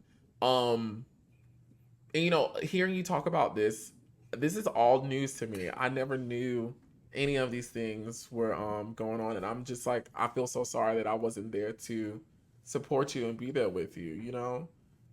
Like, I'm really, this really hurts me that I wasn't there to help you. Someone that I credit who helped me out so much, you know? As I had told you during that time, like, I felt, even though I didn't know what was going on, the fact that, like, you were clearly having, like, a turbulent time on the show, like, I'm like, I don't want to really be a part of this, you know? Yeah. And for me, when it came to doing the green screens, one, I knew that and Dario and them needed it, you know, like, for the show to actually happen, they needed something. And then the second thing was, I don't know what's going on the show, but I don't want it to be a situation where there's nobody on here advocating for him, and then it just gets edited to where, like, he's just fucked up. So I'm like, okay, well, at least I'm here to add some type of comedy, or in my way that I can, like, support him or talk about the positive things that I'm seeing, or the great things in the room that I'm seeing that kind of counteract all the negative things that potentially other people may be saying, because I don't want people just to, because clearly now that he's gone, those things are already going to have their own narrative. He's no longer there, but at least for the ones that I'm here, that I was there for, at least let me try to do something. And at that point I was like, okay, well, if I do these little bit, that'll give y'all enough time to try to get him back in here and actually finish, so he can finish telling his story. And that was also my main concern. Like, I don't want, like, I know it's fucked up, and again, I didn't know it was to this level. I definitely would have been like, okay, we just gonna cut our losses and think of another game plan. But I just ain't want nobody telling your story for you. Like, I wanted you to be able to explain yourself, at least have the chance to explain yourself, and not have yourself just written off like how I've seen some of these other people on Chasing Reality just up and leave and don't finish the season, and then people have all these comments about them in the, you know, in these ideas about them on the internet, and it's just like, no, I want you to at least have a chance to tell your own side. All right. So now, let's all breathe in together. 1, 2, 3. Ooh, Deandre, you just took me through it. I can't cuss you the dog fuck out after that. Yeah, no, you can't. Let's get back into it. It honestly, you know, when you try to hold things in and not, because I see comments, we all see comments. And so, like, I ignore a lot. And again, I'm not a victim, because again, I chose to go on there. I chose to do my actions. You know what I mean? So I know what I did. But at the same time, it's like, if you don't really know the full picture, don't judge, because you don't know what was going on in those moments. And it was a lot. And I was fighting to try to clear my name up every step of the way. But towards the end, I just felt like I'm fighting a pointless battle. Like, people are still going to say what they want to say. If you like me and you respected what I did, if you knew, like, if you could see past the BS, then great. But if you can't, I'm okay with that too. Like, you know, but I got emotional because I didn't realize how much I, like, put a lot on you when it wasn't your fault. You know what I mean? Like, you were just trying to be a friend, and thinking back, it was very selfish of me to have, like, ill feelings towards you when you were just trying to have my back. Because on the phone, you did tell me, you said, I don't want it to be you just to walk away and then everything's negative and there's no coming back from that if you're not using your voice to talk. So I remember those conversations, and I'm not going to act like you weren't there for me, because you were. But at that time, I just had unrealistic expectations for you. And so for that, I apologize. I really do. But you know what, honestly, and I take that and I accept that. And I thank you for that. But I just feel like, in being honest and vulnerable, I just feel like the type of love that you have shown me when like I couldn't even love myself or like find a loving moment and I just was over it. I feel like, and I've always told you this, I've always wanted you to I've always wanted to give you what you had given me. Right. And like that was always important to me, which is why, like, in everything that I did as related to you, I wanted to see you win and succeed, because I felt like you had given me so much, like from your time to your energy to your wallet to your kind words. Hey, you know what I'm saying? Like the way you treated me, the way you looked after me, looked over me, like I felt like I was indebted. So honestly, Dre, if you would have picked up the phone and been like, okay, Eddie, I hear all that shit, but I need you to say fuck it and we're gonna do something else, I would have been like, fuck it. Fuck it. Fuck it. We ain't doing no fucking green screens, fuck it, I'm probably gonna get cut from season 6, the end of the mix ain't gonna come out, but fuck it. DeAndre said fuck it, so fuck it. I didn't know it was really having that type of pull on you, and I've always told you, like, I've always wanted you to, because I don't mind. Like you can tell me to do that, because I feel like you've done so much for me. And I say this, DeAndre has done so much for me. Like so much for me. And I think a large part of me was fighting to like show the world with whatever credibility they feel like I got, and a rapport I have with them, like, no, this man is fucking amazing. Like he helped save my life. And so it just sucks that this,